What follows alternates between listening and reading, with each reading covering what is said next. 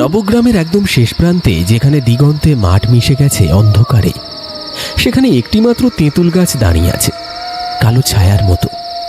চারপাশে নেমে এসেছে শীতের ঘন কুয়াশা, বাতাসে ভেজা মাটির গন্ধ, আর সঙ্গে অদ্ভুত এক নিস্তব্ধতা।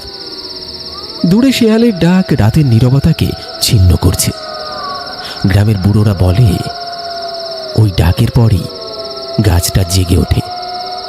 তেঁতুল পাতাগুলো হাওয়া ছাড়াই নড়ে, আর গাছের নিচে দেখা যায় কারো ছায়া। সাদা শাড়ি, খোলা চুল, পায়ের আওয়াজ নেই, তবু যেন মাটি কেঁপে ওঠে। আজ রাতেও হাট ফেরত দুজন চাষা ওই পথ দিয়ে ফিরছিল।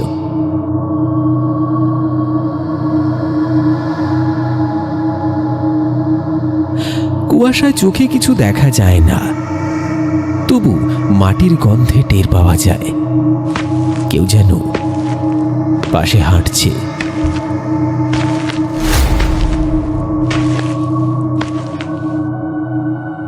ওরে গণেশ, বাতাসই যেন ঠান্ডা কেমন, তাই না? কার নিঃশ্বাস যেন ঘাড়ে লাগছে। আরে চুপ কর রে, চুপ কর, নাম নিস না। নাম নিলেও খুঁজে নেয়, বুঝেছিস? দূরে তখন বাতাস থেমে গেছে। মাঠের ওপারে পুকুরের জলে চাঁদের প্রতিচ্ছবি কাঁপছে। কুকুরের হালকা ডাক, আর হঠাৎ একটা কর্কশ হাসি ভেসে আসে খুব ধীরে, যেন গাছের গুঁড়ি থেকে।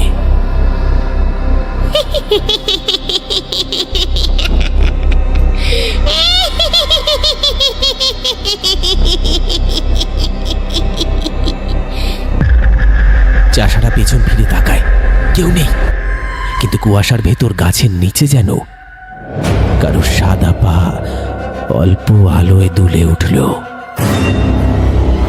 ওরে বাবা রে, কে যেন ওখানে! ওরে পালা রে, ওরে পালা! একজন ছুটে পালাতে গিয়ে হোঁচট খায়। টর্চের আলোয় মাটিতে পড়ে থাকা কিছুর একটা ঝলক, ছেঁড়া কাপড়, পুরনো দুধ সাদা শাড়ির আঁচল। বাতাসে একটা পোড়া গন্ধ, ধূপের না, আগুনের মাংসের মতো। গাছের ডালে তেঁতুল পাতা দুলছে অদ্ভুত ছন্দে, যেন কেউ গান গাইছে হালকা সুরে। আমায় ডাকলে আমি যাই, আমায় ডাকলে আমি যাই। চাষারা আর দাঁড়ায় না, গা বাঁচিয়ে দৌড় দেয় গ্রামের দিকে। পেছন থেকে আবার সেই হাসির শব্দ, এইবার একটু জোরে আর একটু কাছে।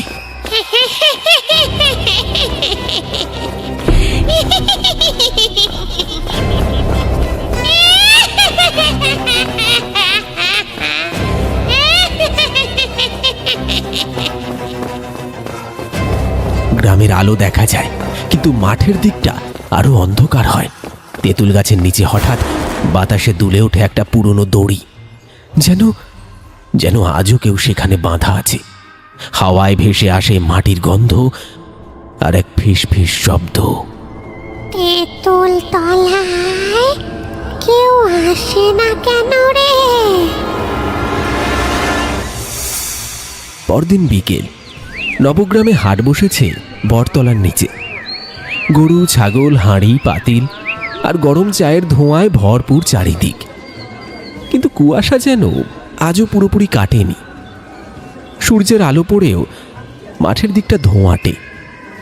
বৃদ্ধ লোকটার নাম বটেশ্বর, বয়স ৮০ পেরিয়েছে, কিন্তু চোখ দুটো আজও তীক্ষ্ণ। হাটের ছেলেমেয়েরা তার চারপাশে গোল হয়ে বসে আছে। কেউ বলে বটেশ্বর দাদু নাকি সব জানে। ভূতের গল্প, সাপ, সাপান্ত, তন্ত্র, মন্ত্র সবই তার মুখে জীবন্ত হয়ে ওঠে। বটেশ্বর ধীরে ধীরে হুঁকো টানে, তারপর ফিস ফিস স্বরে বলে, তেঁতুল তলার ওই মাঠে তেঁতুল গাছটা শুধু গাছ না রে বাপু, আছে এক দগ্ধ আত্মা, নাম ছিল চম্পা। ধাত্রী ছিল সে। ব্রিটিশ আমলে এই গ্রামেই বাচ্চা প্রসব করাতো। সবাই চুপ, শুধু হুকোর টুং টাং শব্দ। বৃদ্ধ বটেশ্বরের কণ্ঠে ভয়ের ভার জমে যায়। তিনি বলেন,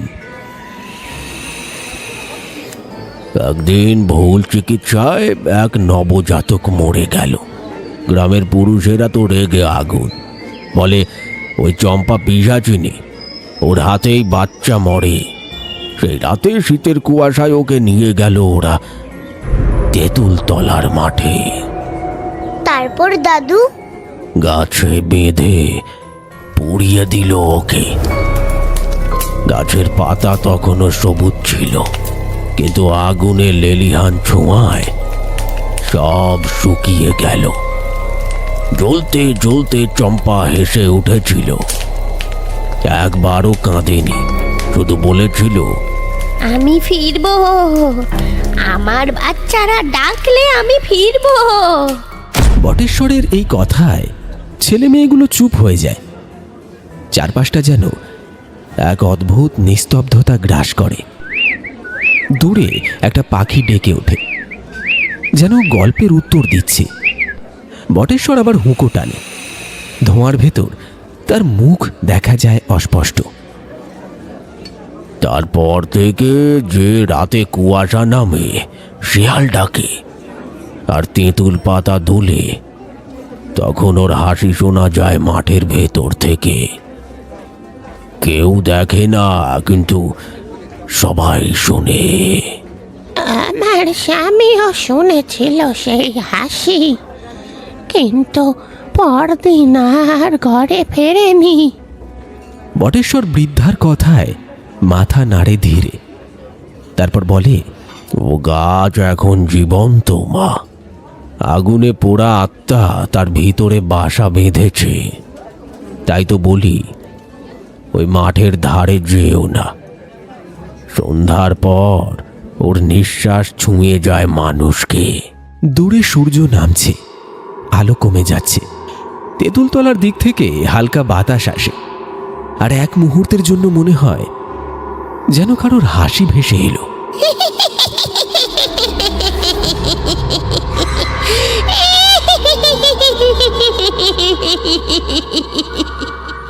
সন্ধ্যা হয়ে এলো।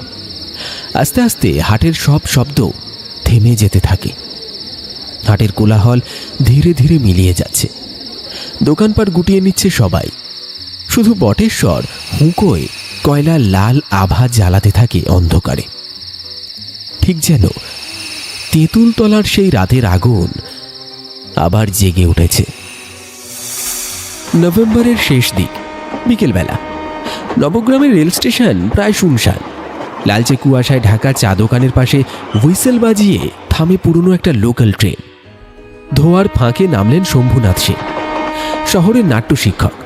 হাতে কাগজের বান্ডিল, চোখে এক রাস উচ্ছ্বাস, আর সঙ্গে আরও 4 জন ছাত্রছাত্রী, পল্লব, সুস্মিতা, রণ আর নন্দিতা। সবাই হেসে বলাবলি করছে, স্যার গ্রামটা কিন্তু বেশ সুন্দর দেখাচ্ছে। সত্যি কি সুন্দর গ্রামটা, বিউটিফুল।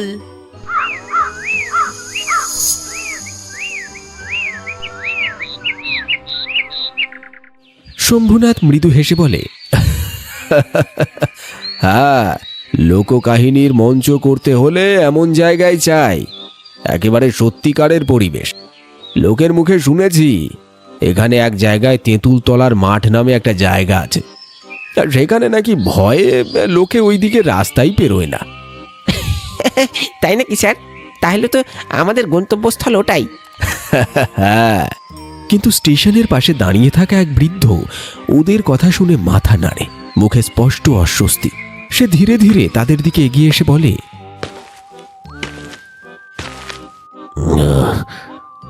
আপনাদের কোথায় যাওয়া হবে বাবু? তেঁতুলতলার মাঠে নাটকের রিহার্সাল করতে। বৃদ্ধ চুপ করে যায়, মুখে শিউরে ওঠার মতো এক ভয়। তিনি কাঁপা কাঁপা কণ্ঠে বলে ওঠে, বাবু, সন্ধ্যের পর ওই মাঠে যেও না। ও গাছের নিচে আলো জ্বাললে ওই হাওয়া হাসে। ও কাউকে ছাড়ে না, কাউকে না।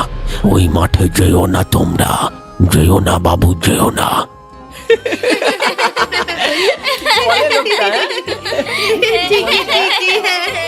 বৃদ্ধের এই কথা শোনা মাত্র ছাত্ররা হেসে ওঠে। শম্ভুনাথ ঠোঁটে হাসি টেনে বলে, দেখলেন, আমাদের নাটকের জন্য দারুণ কন্টেন্ট পাচ্ছি। গ্রামের গল্পই আমাদের নাটকের প্রাণ, আমরা ওখানেই যাব। শম্ভুনাথ বৃদ্ধের কথায় অতটা গুরুত্ব দিল না। তারা এগিয়ে চলল গ্রামের দিকে। ওরা হাঁটতে হাঁটতে গ্রাম পেরোয়। পথের দুই পাশে তাল গাছ, সরু খাল আর কুয়াশায় ঢাকা ভিটে বাড়ি। মাঝে মধ্যে মুরগির ডাক, বাঁশবনের ফাঁক দিয়ে আলোর রেখা দেখা যায়। সূর্য তখন পশ্চিম আকাশে লাল গোলার মতো ঝুলে আছে। ধীরে ধীরে আলো নিভে আসছে। তবু যতই সামনে যায়, বাতাসের গন্ধ যেন বদলে যায়। এক ধরনের ভেজা পোড়া গন্ধ, কেমন যেন অচেনা আর কেমন ভারী। নন্দিতা বলে, স্যার, এই গন্ধটা কেমন যেন না? গ্রামের গন্ধ রে বাবা, শহরে পাবে না এই স্বাদ। সূর্য তখন পুরোপুরি দিগন্তে ডুবে গেছে। আকাশের রং রক্ত চন্দনের মতো। তালপাতার মাথায় ঝুলছে শেষ আলোটা। দূরে একটা কুকুর হঠাৎ চিৎকার করে ওঠে। তারপর নিস্তব্ধতা। কুয়াশা এখন ঘন কাঁথার মতো চারপাশ ঢেকে ফেলেছে। বাতাসে এখন শুধু সেই পোড়া ভেজা গন্ধ, যেন কেউ ঠিক এইমাত্র তেঁতুল গাছের শুকনো পাতা পোড়াচ্ছে। অবশেষে তারা এসে পৌঁছল তেঁতুলতলার মাঠে। দূর থেকে দেখা যায় মাঠটা একদম ফাঁকা। মাঝখানে দাঁড়িয়ে বিশাল তেঁতুল গাছ, কালো ভারী, অথচ যেন নিঃশ্বাস নিচ্ছে ধীরে ধীরে। রণ থেমে যায়, বলে, স্যার, এই গাছটা একটু অন্যরকম লাগছে না? শম্ভুনাথ টর্চ জ্বালায়, গাছের ডালে আলো ফেলে। চারিদিকে নিস্তব্ধতা এত ঘন যে নিজের নিঃশ্বাসের শব্দ স্পষ্ট শোনা যায়। অনেক দূরে কোথাও একটা কুকুর হঠাৎ কেঁদে ওঠে। আরে ভয় পেও না, এটাই আমাদের স্টেজ হবে। এখানেই আমরা করব আমাদের লোকনাট্য, চম্পার শেষ রাত, বুঝেছো? ছাত্রছাত্রীরা তেঁতুল গাছের দিকে এগিয়ে যায়, কিন্তু কেউ খেয়াল করে না গাছের ডালের ছায়া একটু একটু করে তাদের পায়ের কাছে নেমে আসছে, যেন মাটির ভেতর থেকে কেউ টানছে ধীরে ধীরে। বাতাসে অজানা শীতলতা, আর গাছের পাতার ফাঁক দিয়ে ভেসে আসে ক্ষীণ ফিস ফিস শব্দ। আবার এলে। সন্ধ্যা নামছে ধীরে। আকাশের শেষ আলোটুকু মিশে গেছে কুয়াশায়। মাঠের চারপাশে ঝিঝির ডাক, আর দূরে কোনো গরুর ঘণ্টার হালকা শব্দ। তেঁতুলতলার মাঠে আজ আলো জ্বালানো হয়েছে। ছাত্রছাত্রীরা কাঠের খুঁটি পুঁতে অস্থায়ী মঞ্চ বানাচ্ছে। শম্ভুনাথ কাগজ হাতে দাঁড়িয়ে বলে, ঠিক এখানেই হবে নাটকের কেন্দ্র। এই যে এই গাছটাই হবে আমাদের প্রতীক, জীবিত আর মৃতের মাঝের সেতু। স্যার, একটু ভৌতিক লাগছে, কিন্তু ভয় থাকলেই নাটক জীবন্ত হয় হে। হাওয়ায় ঠান্ডা বেড়েছে। টর্চের আলোয় গাছের ছায়া লম্বা হয়ে মাটিতে পড়েছে, যেন কোনো অজানা প্রাণী নিঃশব্দে হামাগুড়ি দিচ্ছে। তাদের নাটকের সমস্ত প্রস্তুতি তৈরি। নন্দিতা অস্থায়ী স্টেজের মাঝে দাঁড়িয়ে গলায় গামছা জড়িয়ে সংলাপ পড়তে শুরু করে। চম্পা বলেছিল আমি ফিরবো, আমার সন্তানরা ডাকলে আমি। ঠিক তখনই তার গলা কেঁপে ওঠে। বাকিটা বলা যায় না, কারণ ঠিক সেই মুহূর্তে হাওয়া হঠাৎ থেমে যায়। ভারী অস্বস্তিকর ঘন নীরবতা। স্যার, এই নীরবতা কেমন অদ্ভুত না? শম্ভুনাথ কিছু একটা বলতে যাবে, এমন সময় গাছের ডালে ঝট করে একটা শব্দ হলো। সবাই একসাথে তাকায়। পাতাগুলো দুলছে, কিন্তু গাছের চারপাশে কোনো বাতাস নেই। টর্চের আলো ফেলতে দেখা যায় গাছের গুঁড়ির পাশে কিছু একটা নড়ছে, মাটির রঙের মতো, অথচ মানুষের মতো আকার। নন্দিতা চিৎকার করে ওঠে, স্যার, স্যার, গাছে কেউ বসে আছে। সবাই স্তব্ধ। টর্চের আলোয় কিছু দেখা যায় না, শুধু পাতাগুলো দুলছে একই ছন্দে, একেবারে মানুষের শ্বাসের তালে। হঠাৎ মঞ্চের পাশে রাখা ব্লুটুথ স্পিকার থেকে একটা বিকৃত আওয়াজ ভেসে আসে। আমি এখনো বাচ্চাদের ডাকি। বাতাস এক ঝটকায় উঠল, লাইট ফ্লিক করে নিভে গেল, আর গাছের নিচে ক্ষীণ আলোয় দেখা গেল সাদা ছায়া। একজন নারী, মাথা নিচু, খোলা চুল মাটিতে ছোঁয়া। শম্ভুনাথ স্তব্ধ হয়ে দাঁড়িয়ে আছে। ছাত্ররা পেছনে সরে যাচ্ছে, কেউ দৌড়াতে পারছে না, পা যেন মাটিতে আটকেছে। এক পলকের জন্য গাছের পাতাগুলো হেসে উঠল একসাথে।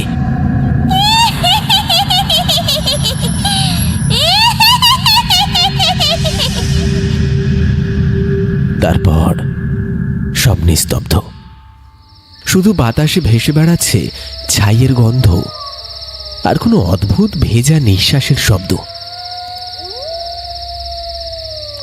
চারপাশে কুয়াশা ঘন হয়ে গেছে, লাইট নিভে গেছে একে একে। মাঠে এখন শুধু টর্চের ম্লান আলো আর সেই বিশাল তেঁতুল গাছ নিঃশ্বাস নিচ্ছে যেন। বাতাস স্থির, তবু পাতাগুলো দুলছে ধীরে, ছন্দে, এক ভয়ানক ছন্দে। নন্দিতা ফিসফিস করে বলে, স্যার, স্যার, গাছের নিচে কেউ আছে, দেখুন না। শম্ভুনাথ টর্চের আলো গাছের গোড়ায় ফেলে। প্রথমে কিছু দেখা যায় না, তারপর হঠাৎ আলো পড়ে এক জোড়া সাদা পায়ের উপর, কিন্তু পরক্ষণে কিছু নেই। আলোটা কেঁপে ওঠে, টর্চ নিভে যায়। সুস্মিতা কাঁপা গলায় বলে, ওগুলো কার পা ছিল স্যার? কিছুই না, হয়তো আলো ছায়া পড়েছে। আরে ভয় পেও না তোমরা। কিন্তু তার নিজের কণ্ঠ থরথর করে কাঁপছে। দূরে স্পিকারটা আবার কেঁপে ওঠে, একটা বিকৃত আওয়াজ ভেসে আসে, চম্পা বাঁচেনি, কেউ বাঁচবে না। সবাই চুপ, কারো নিঃশ্বাসের শব্দ শোনা যায় না। হঠাৎ মঞ্চের পেছনের দিকের কাগজটা উড়ে যায় ঝট করে। একটা স্ক্রিপ্ট কুয়াশায় মিশে গাছের ডালের দিকে উঠে যায়, যেন অদৃশ্য কোনো হাত টানছে। রণ চিৎকার করে ওঠে, স্যার, স্যার, ওইটা দেখুন, কাগজটা গাছে আটকে গেল।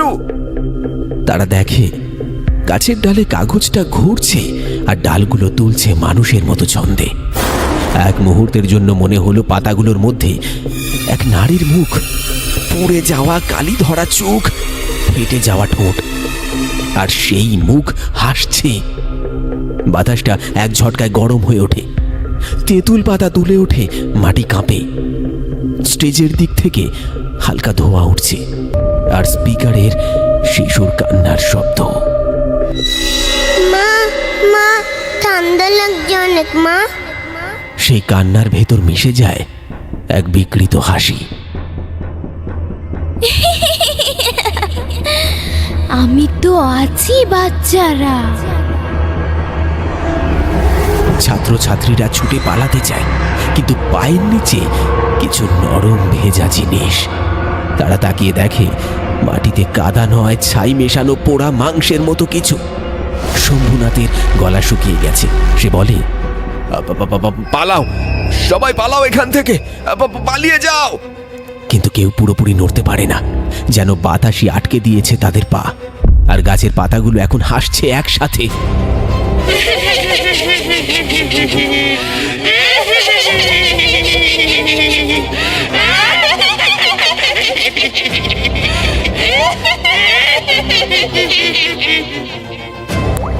কুয়াশার ভেতর গাছের ডাল থেকে টপ টপ করে কিছু পড়ছে। জল নয়, ছাই নয়, যেন যেন পোড়া চামড়ার টুকরো। তেঁতুল তলার মাঠে আজ রাতে কেউ জানে না। গাছটা নিঃশব্দে জেগে উঠেছে, আর সে খুশি নয়, ক্ষুধার্ত। কুয়াশা এখন এমন ঘন যে চোখের সামনে হাত তুললেও দেখা যায় না। বাতাসে পুড়ে যাওয়া গন্ধ ভেজা মাটির সাথে মিশে এক অদ্ভুত দম বন্ধ করা ভার। তেঁতুল গাছের ডালগুলো হঠাৎ দুলে উঠছে, অথচ হাওয়া নেই কোথাও। ছাত্রছাত্রীরা ছুটে পালাতে যাচ্ছে, ঠিক তখন তারা দেখে শম্ভুনাথ এক জায়গায় দাঁড়িয়ে আছে। টর্চের আলো তার মুখে পড়ে বিস্ময় আর ভয়ের বদলে যেন এক রাস মুগ্ধতা। রনক কাঁপা গলায় বলে, স্যার স্যার চলুন না, এখানে এখানে কিছু ঠিক নেই স্যার। তুমি কি শুনছো না? ও কথা বলছে। সবাই থেমে যায়। সত্যি তেঁতুল পাতার দোলার মাঝে একটা নারী কণ্ঠ ধীরে স্পষ্ট জ্বলন্ত আগুনের নিচু গর্জনের মতো শোনা যাচ্ছে। আমার নাটক শেষ হয়নি, এবার তোমরা করো। হঠাৎই বজ্রপাত হয়, আকাশ ফেটে যায় আলোর রেখায়। আর ঠিক সেই মুহূর্তে মঞ্চের কাঠে আগুন ধরে যায়, যেন আগুনটা আকাশ থেকে নয়, গাছের ডাল থেকেই নেমে এসেছে। সুস্মিতা চিৎকার করে ওঠে, আগুন আগুন লাগছে, আগুন লাগছে। সবাই দৌড় দেয়, কিন্তু মঞ্চের চারপাশে কুয়াশা যেন দেয়ালের মতো ঘিরে রেখেছে। কেউ বেরোতে পারে না। গাছের নিচে আগুন লেলিহান হয়ে উঠেছে। পাতাগুলো পুড়ছে না, তবু আগুনের ভেতর দুলছে যেন জীবন্ত কোনো দেহ। নন্দিতা মাটিতে বসে কাঁদছে। স্যার স্যার, ওটা কেউ না, ওটা চম্পা। আমি ওর মুখ দেখেছি। শম্ভুনাথ ধীরে এগিয়ে যায় আগুনের দিকে। তার চোখে এখন ভয় নেই, আছে এক অদ্ভুত প্রশান্তি। সে ফিসফিস করে বলে, চম্পা, তুই যা করতে পারিস আমি তা নাটকে দেখাতে পারিনি। চল, শেষটা তুই শেখা। রণ ছুটে আসে, হাত ধরে টানতে চায় শম্ভুনাথের। না স্যার, ওই আগুনের ভেতর যাবেন না স্যার। স্যার ওই আগুনের ভেতর যাবেন না স্যার। কিন্তু শম্ভুনাথ হাত ছাড়িয়ে দেয়। আগুনের মধ্যে ঢুকে পড়ে ধীরে ধীরে, যেন কারোর ডাক শুনেছে।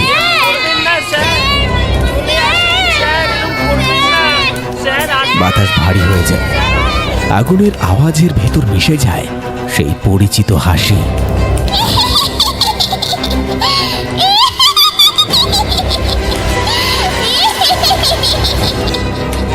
সব আলো নিভে যায়, হাওয়া কাঁদে, আগুন নিস্তব্ধ হয়। পর মুহূর্তে শুধু পোড়া কাঠের গন্ধ, ছাইয়ের স্তূপ আর ধোঁয়া। গাছটা আবার নিশ্চুপ, কিন্তু পাতার ফাঁকে এখনো মৃদু দোল, যেন কেউ এখনো নাচছে আগুনের ছন্দে।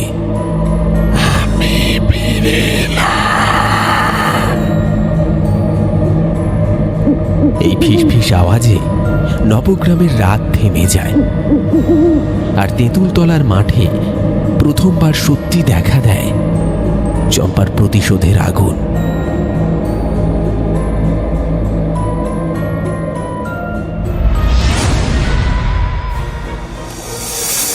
ভোরের আলো এখনো ফোটেনি। নবগ্রামের মাঠে ধোঁয়া আর ছাই ছড়িয়ে আছে চারদিকে। তেঁতুল গাছের নিচে গত রাতের আগুনের ছাপ এখনো জ্বলজ্বল করছে। পুড়ে যাওয়া কাঠ, গলানো লোহা আর গন্ধটা যেন রক্ত আর ধূপের মিশ্রণ। পঞ্চায়েতের লোকজন, কৌতূহলী গ্রামবাসী সবাই দূর থেকে তাকিয়ে আছে, কেউ কাছে যাচ্ছে না। একজন বুড়ো ফিসফিস করে বলল, গাছটার নিচে কাইলাবার হাসির আওয়াজ পাইছি রে, ঠিক যেমন বছর পাঁচেক আগে শুনছিলাম। কাল রাতে ওখানে আগুনের মধ্যে নাকি ওই স্যারটা প্রবেশ করে, তারপর আর ফেরেনি। আমিও দেখেছি, হ্যাঁ আমিও দেখেছি। পুলিশ এসেছে, ছবি তুলছে, কিন্তু ছবিগুলো তোলা মাত্রই ঝাপসা হয়ে যাচ্ছে। ক্যামেরার ভেতর আগুনের রেখা দেখা যাচ্ছে, যেভাবে ধোঁয়ার ভেতর কেউ হাসছে। চম্পা কি ফিরে এসেছে, নাকি শম্ভুনাথ এখন গাছটার ছায়া হয়ে গেছে। ধান খেতে হাওয়া বয়ে গেল, আর তেঁতুল পাতাগুলো একসাথে কাঁপতে লাগলো। সূর্যের প্রথম আলো পড়তেই শোনা গেল কারো ফিস ফিস, যেন বলছে নাটক এখনো শেষ হয়নি। মঞ্চের ধারে নন্দিতা বসে আছে, মুখ মলিন, চোখে ঘুম নেই। রণ কাছে এসে বলে, সব শেষ হয়ে গেছে, চলো। নন্দিতা তাকালো গাছটার দিকে, তারপর ধীরে ধীরে বলল, শেষ নয় রণ, ওরা এখন বেঁচে আছে আমার ভেতরে, শুনতে পাচ্ছি আমি। ওর কণ্ঠ কেঁপে উঠল। ও বলছে পরের অঙ্ক শুরু হবে অমাবস্যার রাতে। হঠাৎই কুয়াশা ফের ঘন হয়ে এলো, ঠান্ডা হাওয়া বইল।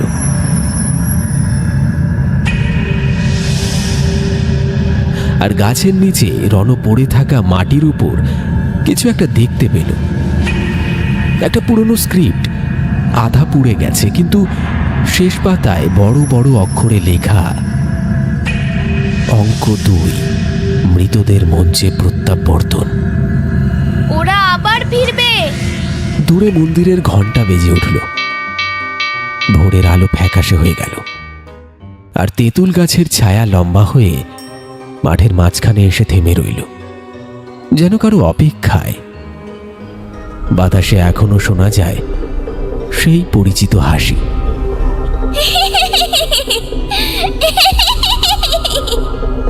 এবং নবগ্রামের প্রতিটি মানুষ বুঝে গেল চম্পা আগুনে নেভেনি, শুধু অমাবস্যা পর্যন্ত বিশ্রামে গেছে। ওই ঘটনার পর কেটে গেছে 1 মাস। অমাবস্যার রাত, নবগ্রামের আকাশে চাঁদ নেই, শুধু ছায়ার কালো মেঘ ভেসে বেড়াচ্ছে। বাতাস নিস্তব্ধ, যেন গ্রামের প্রতিটি কোণে কিছু অপেক্ষা করছে। অনেক দূরে বাঁশবনের ভেতর পেঁচার ডাক, নদীর ধার দিয়ে ভেসে আসছে অচেনা শঙ্খের শব্দ। তেঁতুলতলার মাঠ আজ অদ্ভুত শান্ত। আগুনে পোড়া মঞ্চের জায়গাটা মাটি ফেটে গিয়েছে, ধোঁয়ায় গন্ধ মিশে গেছে শীতল হাওয়ায়। হঠাৎ এক ঘন কুয়াশার ভেতর থেকে দেখা গেল একটুখানি আলো, দ্বীপের মতো দুলছে ধীরে ধীরে। নন্দিতা একা এসেছে, হাতে পুরনো স্ক্রিপ্টটা। ওর ঠোঁট শুকনো, গলাটা কাঁপছে। স্যার, স্যার আমি এসেছি নাটকের দ্বিতীয় অঙ্ক শুরু করতে। গাছের পাতাগুলো একসাথে কাঁপল, হাওয়াটা যেন থেমে গেল এক মুহূর্তে।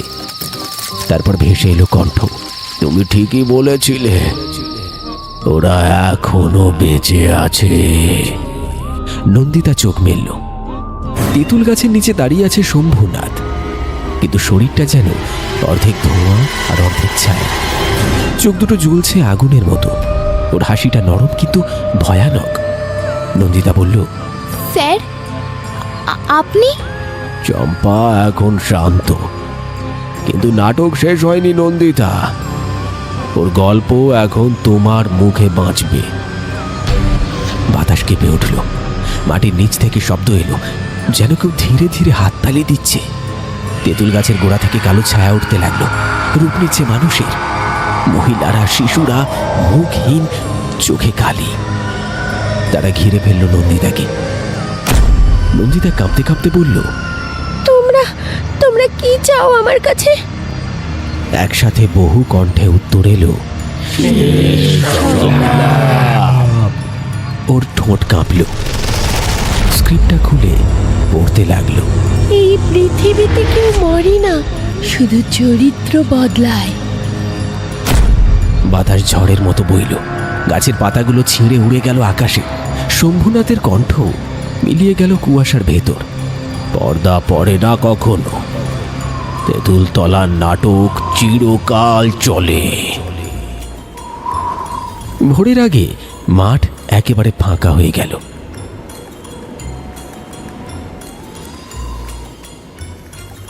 শুধু তেঁতুল গাছের নিচে পড়ে রইল একটা নতুন স্ক্রিপ্ট। শিরোনাম লেখা, তেঁতুলতলার মাঠ। পরবর্তী অঙ্ক লিখবেন দর্শক। আর দূরে নবগ্রামের হাওয়ায় ভেসে এলো সেই চেনা হাসি।